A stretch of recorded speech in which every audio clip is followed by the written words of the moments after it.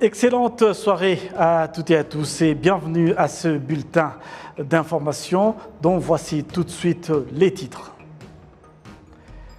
Le président de la République, Paul Kagame, se trouve en ce moment en Indonésie où il va participer au sommet de G20. Il s'est entretenu sur place avec le Premier ministre du Japon. L'Assemblée plénière de la Chambre des députés a annoncé officiellement ce lundi, en fin de journée, avoir accepté la démission du député Bonimana Gamariel.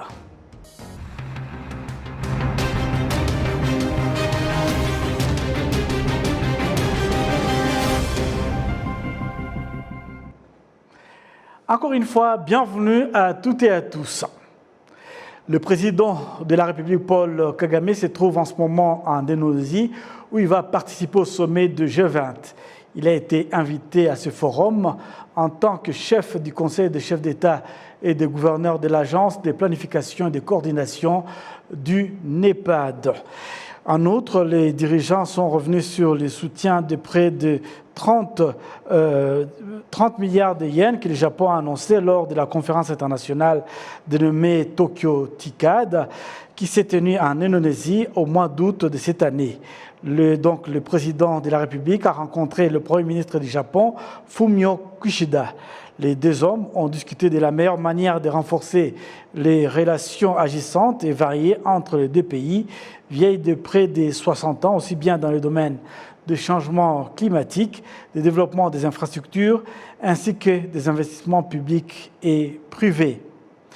En outre, il faut signaler donc que l'un des projets qui bénéficie du soutien du Japon est la fourniture d'eau potable à la population, où le Japon s'est engagé à fournir environ 3 milliards de yens, afin de développer des programmes de fourniture d'eau potable à la population. Le président de la République, Paul Kagame, a remercié le Premier ministre du Japon pour le soutien que son pays continue d'apporter au Rwanda. Lors de ces entretiens, les dirigeants des deux pays ont décidé de continuer à travailler en étroite collaboration afin d'améliorer le développement des peuples des deux pays. En outre, ils discuteront donc des défis auxquels font face le monde, notamment dans le transport des vivres, qui a été perturbé en raison de la guerre entre la Russie et l'Ukraine. Dans ce cas, le Japon a annoncé qu'il soutiendrait le continent africain avec jusqu'à 300 millions de dollars américains par l'intermédiaire de la Banque africaine de développement. Le président de la République, Paul Kagame, a invité son collègue Fumio Kishida à se rendre au Rwanda pour une visite officielle dans les prochains jours. Au cours de cette visite en Indonésie, le président Kagame va également rencontrer plusieurs chefs d'État de 5 continents. Actualité nationale, le Premier ministre Dr Edouard Guilene exhorte les procureurs qui ont prêté serment ce lundi d'être caractérisés par le professionnalisme, d'éviter la corruption et d'être marqués par l'intégrité dans leur quotidien. Il a également demandé à se servir de la technologie dans leur travail en vue d'accélérer la justice. Le chef de la primature a donc fait cette indication ce lundi lors de la prestation de serment de 25 procureurs qui s'apprêtent à commencer le travail. Ceux qui ont prêté serment comprennent 4 procureurs du niveau de première instance, 12 du niveau de la base et 9 procureurs sous contrat. Rendons-nous à présent au Parlement. L'Assemblée plénière de la Chambre des députés a annoncé officiellement ce lundi en fin de journée avoir accepté la démission du député Bonimana Gabriel. La vice-présidente de la Chambre des députés, Oda Mukabagizwa, a donc indiqué que le bureau a bien reçu la démission du député et que, conformément à la loi, cette démission a été acceptée sans nécessité d'un débat. De l'analyse en matière juridique, certains dirigeants bénéficient d'une immunité compte tenu de leurs fonctions reconnues par la loi, y compris des députés, mais que cette particularité de la loi concerne uniquement leurs opinions. Cela permet d'élever toute confusion sur la responsabilité de ces dirigeants quant à leur conduite. L'annonce de cette démission volontaire du député intervient un peu de temps après que le chef de l'État et pointé du doigt certains responsables qui font preuve d'un comportement inapproprié sous couvert de leur immunité.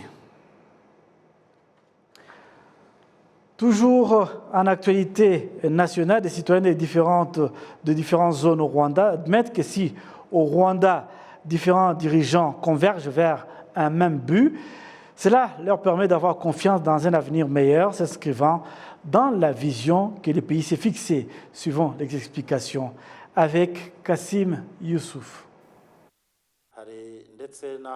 28 années et presque 4 mois se sont écoulés depuis que le gouvernement d'union nationale a été mis en place. C'est un gouvernement qui a rassemblé des personnes de différents horizons n'ayant pas une même vision. Le conciliateur adjoint Moukama Abbas était à cette époque membre du Parti pour la démocratie idéale, PDI, qui avait 2 sièges au Parlement, mais sans aucun membre au gouvernement. Il était parmi les invités au dialogue qui s'est tenu au village Urugwiro en 1997-1998.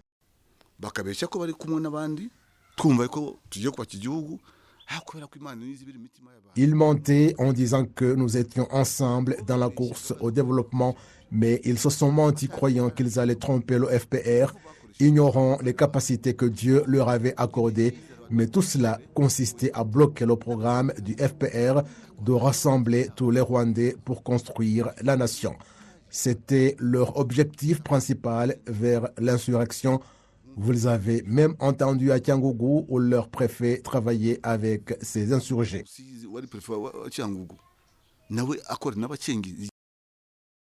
À cette époque-là, les gens ne pensaient pas du tout que ce gouvernement qui venait d'être mis en place pouvait le ramener quelque part, mais aujourd'hui, ils sont confiants d'avoir le Rwanda qu'on désire. Quand je procède à un examen rétrospectif, je vois que le pays a vraiment changé et je me souviens d'un pays parti de rien, puisque vous savez qu'en 1994, il n'y avait que des corps allongés par terre, sans vie, des maisons détruites. Tout le monde avait peur. Mais aujourd'hui, nous sommes libres, la sécurité est globale, les enfants étudient. Vous savez qu'avant, il y a des enfants qui étaient inscrits sous le régime de l'exclusion dans les écoles, mais maintenant, toute personne intelligente peut étudier. La vie était à un niveau très bas. Nous n'avions pas tous eu l'occasion d'étudier, mais la plupart d'entre nous, y compris moi-même, nous avons étudié à l'université à l'âge adulte et avons terminé nos études et obtenu des emplois. Tout le monde voit son développement économique amélioré et le pays a également fait progresser sa population. Lors du gala de clôture du 15e forum du club Unity Imwara Rumuri, le président de la République, Paul Kagame, qui à l'époque était vice-président et ministre de la Défense, a rappelé à ceux qui ont participé à ce gala les moments pénibles qu'ils ont vécus pour que le pays soit là où il est maintenant.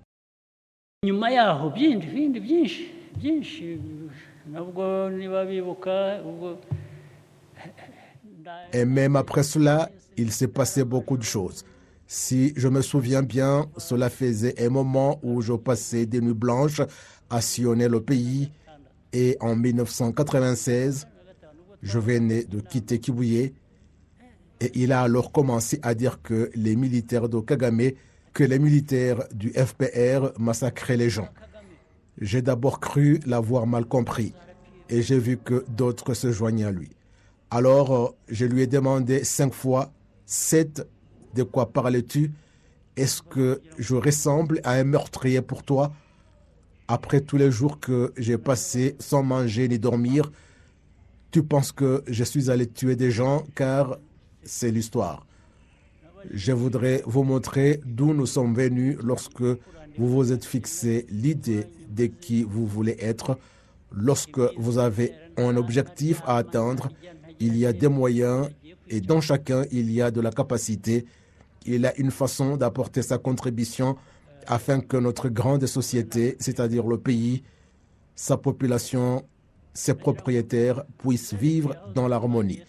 Vous pouvez dire à ce moment-là que les gens peuvent faire comme ça et que les choses se passent comme si, mais avec le progrès à temps, rien ne peut faire peur à qui que ce soit.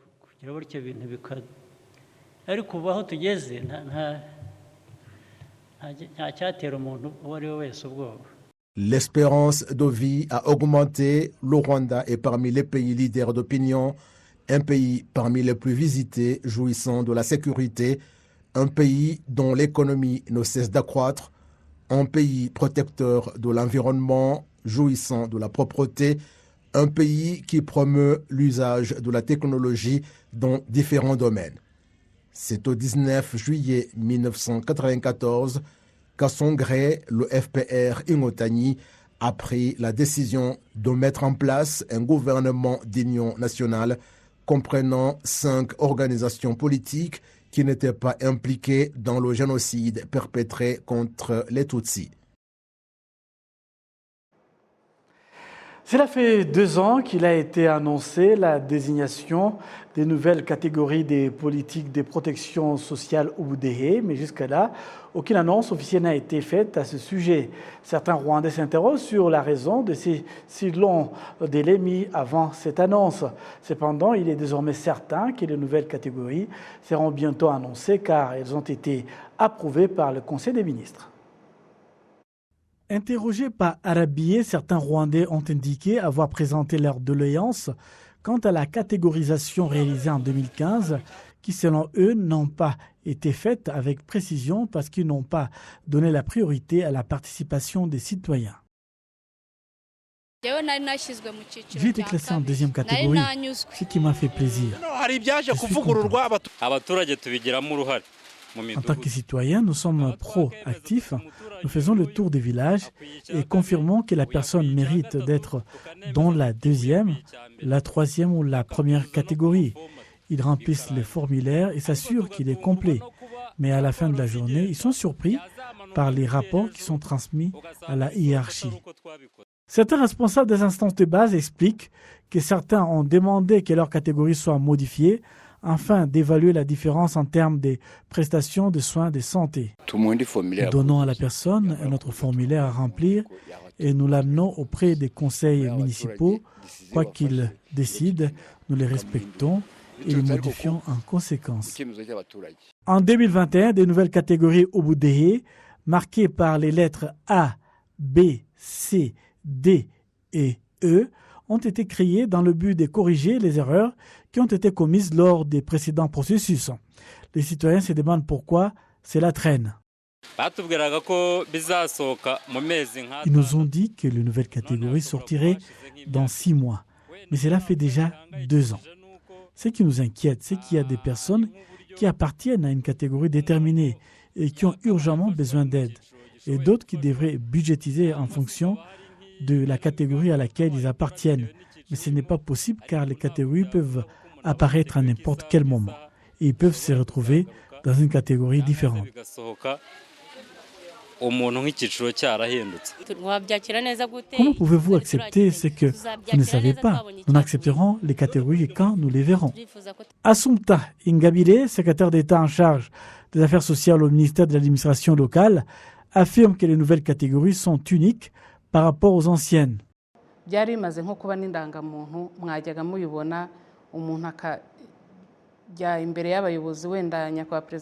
catégories étaient devenues presque comme une carte d'identité pour certaines personnes. Et cela a été évident, même lorsque le président de la République visitait différentes parties du pays, la population qui venait à sa rencontre s'est présentée à lui en termes de leur catégorie Obudehe. La nouvelle catégorisation veut se débarrasser de cette mentalité avec laquelle les gens veulent se présenter comme des éternels assistés qui refusent de se battre et changer leur catégorisation, progresser et devenir autonomes.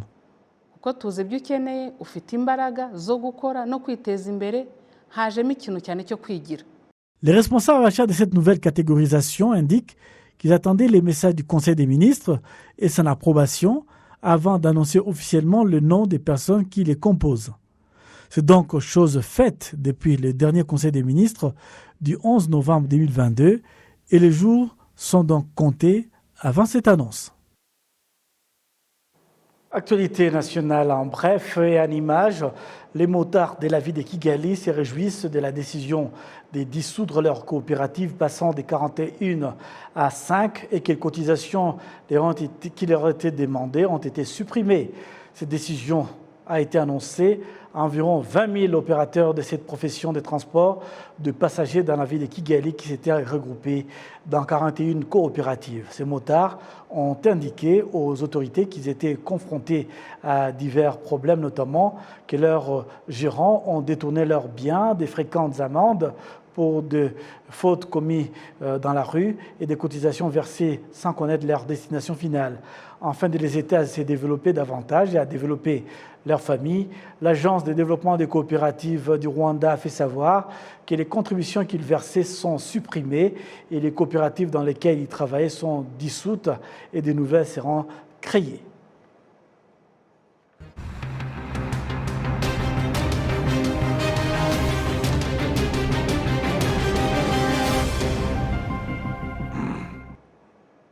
C'est donc avec ce rappel des titres que nous en mettons un point final à ce bulletin d'information. Nous vous souhaitons de passer une excellente nuit en compagnie de nos programmes.